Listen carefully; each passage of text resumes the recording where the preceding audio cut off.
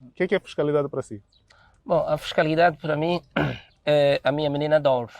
Aliás, eu sou identificado como Silvestre Francisco, o fiscalista. Ok, Só para ter uma ideia, as minhas contribuições em fiscalidade têm denotado muito aquilo que é o meu desempenho com a minha atividade fiscal, porque também ok. sou consultor fiscal Consultor e, fiscal? portanto, a maior parte dos meus clientes conhecem-me através do destaque que eu tenho com o ensino, quer com o ensino, Sim. quer com as contribuições a nível do Ok, sistema fiscal angolano.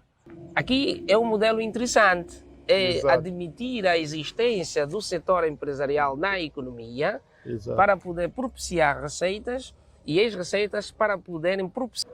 Se vires a Dinamarca, por exemplo, é Dinamarca? um país muito interessante com os impostos.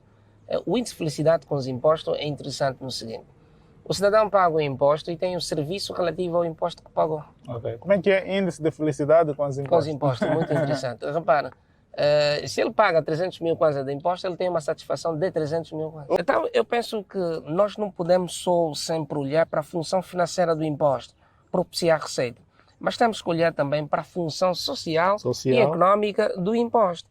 A Ok. económica é gerar a possibilidade de todos contribuir para a economia, ou seja, fazer que existam mais agente económico na economia, mais pessoas interessadas a produzir. E a função social Social? é gerar serviços qualificados para o contribuinte.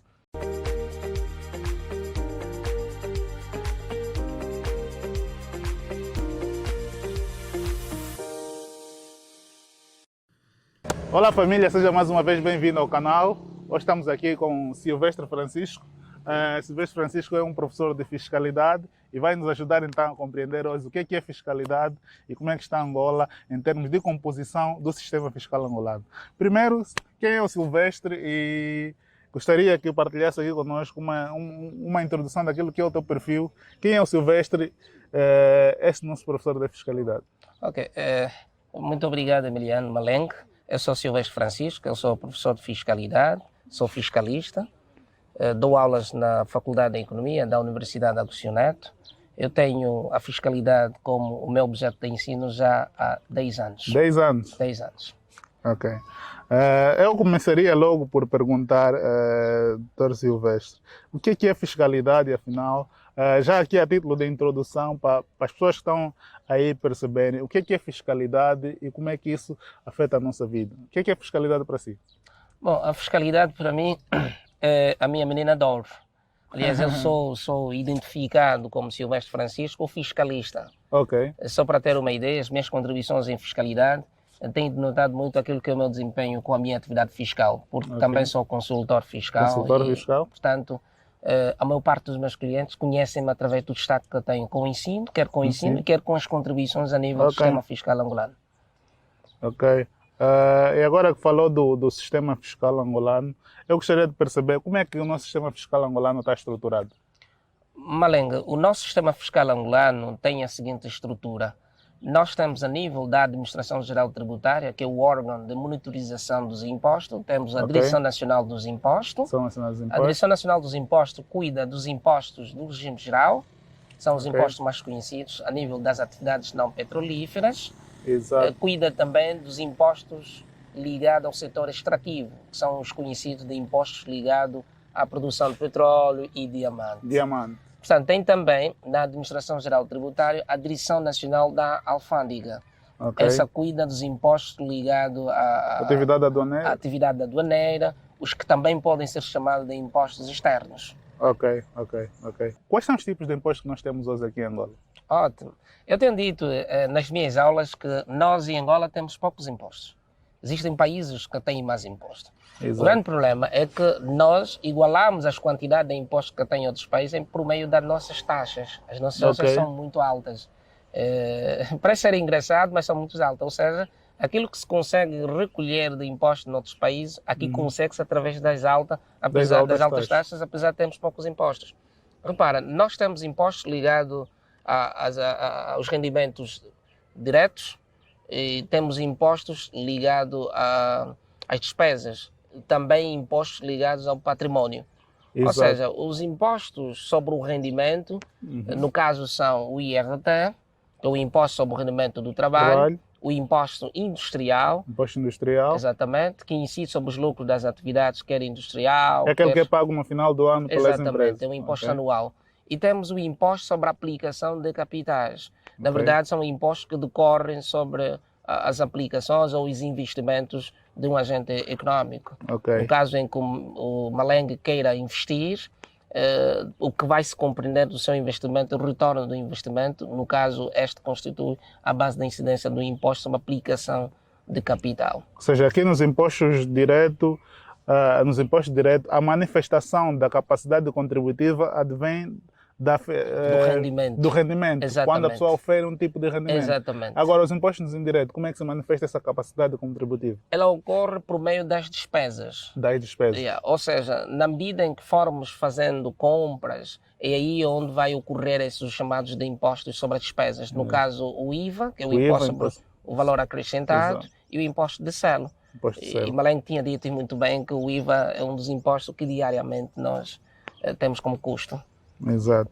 Nós hoje temos o IVA e o imposto de selo na tributação da despesa. Das despesas, certo. Depois temos o imposto ligado ao património, que é o IPE. Sim. Exatamente, que é o imposto predial. IPE e imposto predial. Depois temos o CISA também, que é o imposto sobre a sucessão e doações de bens onerosos. Ou seja, o IPE, ele agora está com... Anteriormente era chamado de IPU, Imposto Predial Urbano, agora é só Imposto Predial. Exatamente, agora é só Imposto Predial. Mas dentro do Imposto Predial podemos encontrar o IPE, que é o Imposto Predial Urbano. Este IPE, por sua vez, também está dividido da seguinte forma: Imposto Predial Urbano no regime de arrendamento, no caso em que o agente ou passivo, sujeito passivo do imposto, está sob o regime de arrendamento, é arrendatário. Suporta também o imposto predial, no caso o imposto predial urbano sob o regime do arrendamento, e o imposto predial urbano no regime do usufruto, no caso em que o sujeito passivo é o titular e consome também o seu próprio património. Professor, agora que falou dos tipos de impostos que existem, e nesse universo de impostos que existe, né, o cidadão sente-se tocado de alguma forma. E eu gostaria de perceber de que maneira é que a fiscalidade ou o nível de imposto, a universalidade de impostos que nós temos ajuda ou contribui para o crescimento econômico do nosso país? É uma pergunta muito interessante, eu acho uma pergunta brutal, porque faz toda a diferença naquilo que é o processo da arrecadação. Exato. Repara, Maleng, os impostos são necessários para podermos reestruturar e organizar uma economia. A reestruturação e organização da economia depende muito do seguinte: criar uma almofada de alfresco para que os contribuintes sintam-se à vontade, criar condições necessárias para que as atividades sejam continuadas ou sustentáveis. Nesse caso, nós temos aqui uma oportunidade em Angola para fazermos isso com a nossa base tributária. Exato. Estamos num período em que a nossa economia está em recessão e a base tributária é tão necessária para podermos reestruturar e organizar a nossa economia. Da seguinte forma, nós precisamos ainda continuar a reformar o nosso sistema tributário, fazendo reforma a nível dos impostos empresariais. Estou a falar, por exemplo, o industrial, que é o imposto principal, continuando a fazer reforma a nível da taxa, continuando a alargar mais a cadeia dos benefícios fiscais, de modo a gerar incentivo aos empresários e, por sua vez, os empresários conseguirem criar riqueza e tornarem sustentável a sua riqueza no seguinte: gerando mais emprego, mais postos de trabalho, mais produção. E isso, de uma ou de outra forma, sabemos que vai potencializar o consumo. E o que nós precisamos, nós hoje temos problema de fome, então para pagar o problema de fome é quantificar o consumo. O consumo só é quantificado quando há investimento. Os investimentos só existem quando nós temos uma bolsa fiscal compatível a essa iniciativa. É o que eu penso que temos que fazer por agora. De um outro modo também é olhar para as despesas. As despesas, por exemplo, é um dos grandes problemas, Maleng. Repara que as despesas, quando elas são diminuídas, nós estamos a dar lugar ao setor privado. Dando lugar ao setor privado... Quando a despesa pública é diminuída? Exatamente. Estamos a dar lugar ao setor privado. Dando lugar ao setor privado, estamos a dizer que o setor privado está a criar receitas ou riqueza, e essa riqueza vai traduzir-se em impostos. Esses impostos vão refletir em serviços sociais para a população. Aqui é um modelo interessante, admitir a existência do setor empresarial na economia para poder propiciar receitas e as receitas para poderem propiciar serviços e os serviços serem, de facto, interessantes do ponto de vista da qualidade, da robustez, para que o cidadão seja de facto um beneficiário interessante também. Estou a falar do tipo, o cidadão tem que conseguir também se rever nesses serviços. Ainda bem que tocou nesse ponto. E ele perguntar, a pergunta que eu tenho a seguir tem exatamente a ver com isto. Como é que os impostos hoje afetam a nossa qualidade de vida? Como mencionou, nós temos uma variedade de impostos, se bem que quando comparado aos outros países não temos assim tantos, né? Eu gostaria de perceber como é que os impostos hoje afetam a qualidade de vida, sobretudo aqueles que afetam mais diretamente as pessoas, né? Como nós e outros cidadãos comuns. Exatamente. O imposto sobre o rendimento de trabalho, por exemplo, afeta muito a qualidade de vida do cidadão. Eu tenho dito que é um imposto inflacionário. Repara, é um imposto que corta, é uma parte dos salários, né, que é pago a título do imposto, depois está aí a inflação. A inflação, no fundo, também é a outra parte do rendimento que vai atender à inflação, que não é provocada pelo cidadão. Estou aqui a dizer que o imposto sobre o rendimento do trabalho devia compensar aquilo que é a parte que vai para a inflação, ou seja, que vai ter que compensar a subida do preço. De que forma? Fazendo que o imposto sobre o trabalho caia mais, porque nós temos uma tabela do imposto sobre o trabalho que eu acho não muito atrativa. Nós temos taxas que percorrem de 10% até 25%, e eu acho muito robusta. Precisávamos descer mais, ou fazer que contribuintes que vão até 200 mil, estes não estejam afetados da seguinte forma. Até 200 mil? Exatamente, flexibilizando. Hoje estamos em, acho que é 70 mil 70 mil e um kwanza. 70 mil e um kwanza. Sim. Isso é o que vai acontecer. Bom, eu começo a ter uma ideia de que a perspectiva do aumento de salários vai tender a essa reestruturação a nível da tabela do imposto sobre o rendimento de trabalho. É provável que viemos a ter uma reestruturação na tabela em que salários que vão até 100, 200 mil kwanza podem não serem salários tributáveis. Caso seja, o que está a acontecer é que isso está mais a propiciar receita para o Estado. Agora, essas receitas, tenho dito que devem refletir positivamente nos serviços sociais. Ou seja, se eu tenho hoje o imposto como um custo, pelo menos tenho que ter a garantia de ter um serviço social em condições, tenho que ter a água, a luz elétrica, a escola, nesse sentido. E é assim que acontece nos outros países, não é, Malém? Repara que o cidadão tem o dever de pagar o imposto, paga o imposto com prazer, mas o cidadão se revê naquilo que são os serviços ofertados pelo governo. Os serviços sociais. Exatamente. Então, eu penso que, mesmo que nós continuemos a pagar os impostos da forma como está, mas é importante que melhoremos os serviços. A melhoria dos serviços depende muito da qualidade da despesa. Nós temos que olhar muito a perspectiva da despesa, diminuindo a despesa.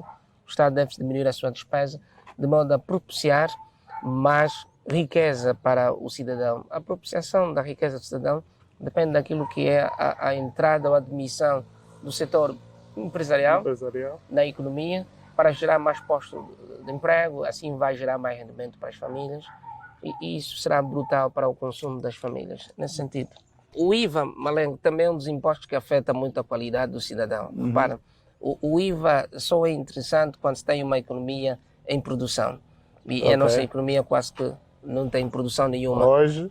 Exatamente. Nós temos uma taxa, ainda continua alta, já fizemos alguma alteração, fez-se uma queda de 7% da taxa geral do imposto sobre o valor acrescentado. Sim, essa queda aconteceu agora em janeiro. Exatamente. Mas é importante que se explique que essa queda não abrange todos os setores, é apenas a restauração, não é? E similares, nesse sentido. Ou seja, as atividades gerais vão continuar a tributar a taxa de 14%. 14%. E é importante também que se diga, a nível daqueles que são os produtos na tabela anexa do imposto sobre o valor acrescentado, também houve aí uma alteração a nível das taxas. Algumas taxas que eram de 5% evoluíram para 7%. E isso não se traduz nada em benécias para o contribuinte. E isso pode continuar a afetar muito a qualidade de vida do contribuinte. Por outra, o IVA é um imposto muito robusto, é um imposto muito longo, tributa muitas bases, e estas muitas bases, de facto, pode comprometer aquilo que é o pouco rendimento do cidadão. Em outras palavras, estou a dizer que com o IVA é interessante que ou é importante que nós olhemos o rendimento do cidadão? Tem que se crescer o rendimento do cidadão. Aliás, é um princípio da fiscalidade, que é a capacidade contributiva. É importante que o sujeito passivo tenha capacidade contributiva. E o que nós estamos a fazer é cobrar imposto a quem não tem capacidade contributiva. Exato. Então eu penso que a luta deve ser gerar capacidade contributiva ao contribuinte, depois cobrar o imposto. Caso isso não ocorra, é evidente que nós vamos afetar a qualidade de vida do cidadão. Agora, do lado do Estado também é verdade, devemos reconhecer também que do lado do Estado também há uma aflição, né? O Estado precisa de arrecadar cada vez mais. Como é que vês hoje o nosso nível de arrecadação fiscal do lado do Estado? Crescente, porque nós olhamos muito para a arrecadação e de facto os números estão cada vez mais a crescer. Agora então com o IVA está a crescer muito a arrecadação, mas não estamos a olhar os resultados. Okay. A questão que se coloca é: quais são os resultados que se tem com a arrecadação? Qual é o nível de confiança dos resultados que temos? Qual é a probabilidade de se manter, por exemplo, uma arrecadação linear, em que há capacidade contributiva, o que significa dizer que as pessoas vão continuar a pagar o imposto, e há uma arrecadação crescente. O que estou a tentar dizer é que daqui a algum tempo vamos deixar de ter números crescentes a nível da arrecadação, porque a capacidade contributiva vai diminuindo. O Estado pode sentir-se bem com a arrecadação, olhando as despesas, insisto nas despesas. Repara, diminuindo as suas despesas, Malenga, o Estado está a dar lugar a mais pessoas do setor privado. Essas pessoas do setor privado, por exemplo, se entram para a economia onde estava o Estado, vão criar receitas, vão criar riqueza. Essa riqueza pode se traduzir em imposto. É nesse sentido, a arrecadação não morre. Então, eu penso que nós não podemos só sempre olhar para a função financeira do imposto, propiciar receita, mas temos que olhar também para a função social e económica do imposto. A económica é gerar a possibilidade de todos contribuir para a economia, ou seja, fazer que existam mais agente económico na economia, mais pessoas interessadas a produzir. E a função social é gerar serviços qualificados para o contribuinte. E eu penso que o Malenga conseguiria perceber que tem de pagar o seu imposto quando estivesse a ver, pelo menos, o retorno daquilo que é o seu pagamento de imposto, nesse sentido.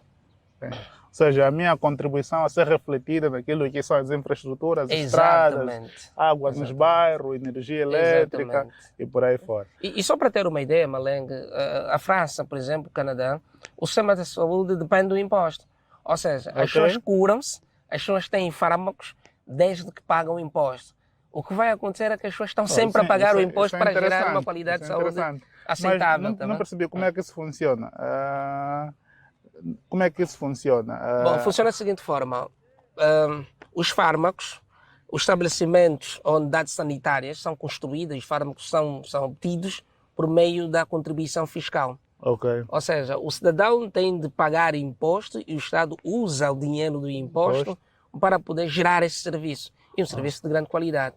Em outras palavras, pode-se dizer que se eu receber imposto ligado à saúde, então eu destino mesmo para a saúde. Há uma alocação direta. Exatamente, é nesse sentido. Alocação direta, é nesse sentido. E só para ter uma ideia, por exemplo, a Inglaterra tinha feito algo muito interessante em 2018 com o BA, que é o Imposto sobre Bebidas Adoçadas com Açúcar. O que é que a Inglaterra fez? Malenga, repara, a Inglaterra decidiu colocar a taxa alta no imposto sobre a poluição. É claro que desincentivou a produção. Mas, em contrapartida, o dinheiro que recebeu destinou para merendas escolares. Ou seja, foi competitivo esse imposto porque ele criou outra franja de produção na sua economia. Muitos tinham que depois fazer reinvestimentos mais para produzir merendas escolares.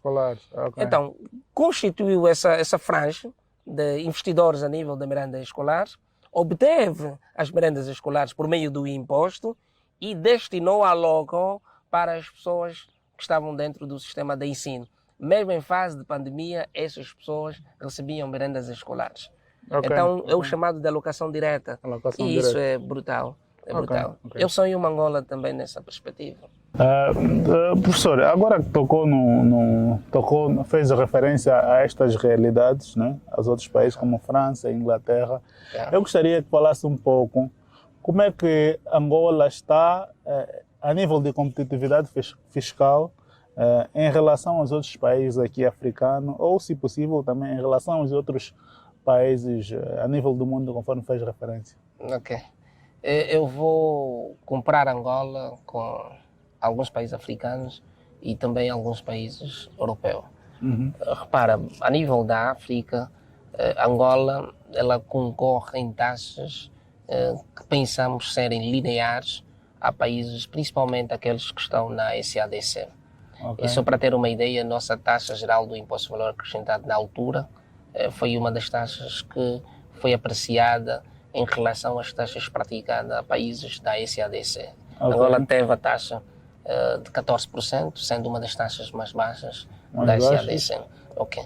O que eu gostava aqui de dizer é que a nossa competitividade não depende exclusivamente das taxas que são praticadas aqui com os nossos impostos, porque até existem países em África cujas taxas são mais altas. A nossa competitividade no imposto depende do estado da economia. Okay. Os nossos impostos não são competitivos em função do estado da economia. Okay. Ou seja, temos impostos supostamente caros, embaraçados porquê? Porque a legibilidade dos nossos impostos não são competitivos. Há legibilidade, o que é isso? Estou a falar da clareza, da lei, sede de cada imposto, não são competitivas, porque deixa em falta muito entendimento no contribuinte devido à forma como está estruturada.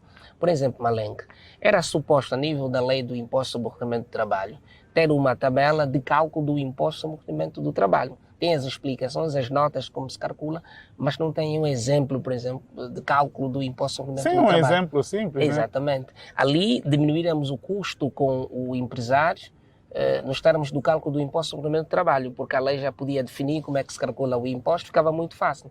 É um custo que, de facto, servia para o pagamento do próprio imposto, em vez de ter que pagar mais um técnico para poder ensinar como é que se calcula o imposto sobre o trabalho. Nem que fosse para efeitos de literacia fiscal, né? Uma página, apenas uma página. Não. Então eu penso que a nível daquilo que é a escritura, é muito extensa, não é competitiva, precisamos melhorar, criar impostos mais estruturais. Já há países que avançam com impostos sobre pessoas singulares, impostos sobre pessoas coletivas, e eu penso que nós temos que evoluir também, estruturar os nossos impostos, estão muito desorientados, e temos que estruturá-lo, agrupá-lo da melhor forma possível. Agrupá-lo, ok, agora percebo. É nesse sentido. Quando dizem pessoas singulares, pessoas coletivas, eu não tinha alcançado precisamos de agrupar. Nós hoje, que tipo de imposto é que nós temos para pessoas, para particulares e para coletivos? Para particulares nós temos o IRT. Exatamente. O IAC também para quem investe, né? O Imposto sobre Aplicação de Capitais. Certo. E o Imposto Predial Urbano, o Imposto Predial para quem tem um imóvel, para quem tem uma habitação. Para as pessoas coletivas, o que é que nós temos? O industrial. Ok. O industrial. O industrial nos impostos. O IP também pode ser, porque o IP pode ser também a título da empresa, a empresa que suporta o pagamento. A empresa que suporta o pagamento. E se calhar também imposto sobre a aplicação de capitais, né? Porque as empresas também investem em títulos de tesouros e por aí fora. Exatamente. Então, isso nos traduz em competitividade. Nós temos falha a nível da competitividade aqui. A nível das taxas, eu acho que, como estava a dizer inicialmente, que depende do estado da economia. Se nós termos uma economia crescente, uma economia saudável, as nossas taxas são interessantes. Agora, o estado em que está a nossa economia, as nossas taxas não são interessantes. Então chama-se não competitiva em relação à economia. Já outros países, apesar de terem taxas altas, mas têm uma economia onde o cidadão ou o sujeito passivo tem capacidade de contribuição. Nós aqui, a nossa economia não dá capacidade de contribuição ao sujeito passivo. Logo, as taxas não são competitivas em função do rendimento ou da capacidade contributiva do sujeito passivo, nesse sentido. Agora, uma outra questão da competição também a nível dos impostos e comparando com países da Europa, está no seguinte. Se vires a Dinamarca, por exemplo, é um país muito interessante com os impostos. O índice de felicidade com os impostos é interessante no seguinte. O cidadão paga o imposto e tem o serviço relativo ao imposto que pagou. Como é que é índice de felicidade com os impostos? Com os impostos, muito interessante. Repara, se ele paga 300 mil kwanza de imposto, ele tem uma satisfação de 300 mil kwanza. Opa! E nós aqui, infelizmente, não conseguimos ver a satisfação das nossas contribuições. Por isso é que eu insisto que os serviços estão muito na base daquilo que é a satisfação do contribuinte. O contribuinte paga o imposto, quer ter água, luz elétrica. Nos outros países isso ocorre. Por isso é que Angola, a nível dos seus impostos, não é competitivo, porque os seus impostos não geram essa qualidade de vida. Ok.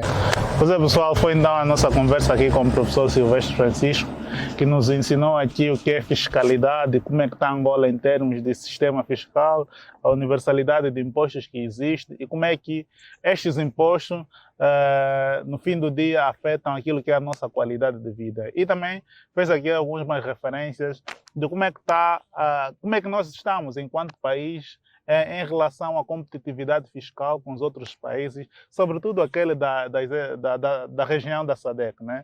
Queria pedir a todos que nos acompanharam até aqui, que subscrevessem o nosso canal, partilhassem o vídeo para que essa mensagem chegue a mais pessoas e